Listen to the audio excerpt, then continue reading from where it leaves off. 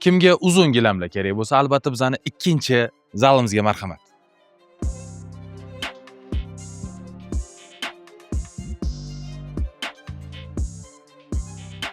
Bu zalimizda sizni Turk va Eron daroshkalari kutib oladi. Daroshkalarning qulayligi o'lchamlaringiz va uyingizga qarab moslab beramiz.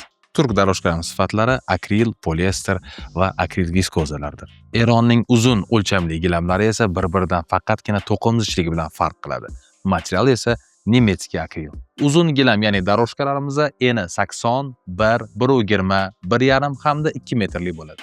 Uzun o'lchamli gilamlar qatorida kavralar ham mavjud.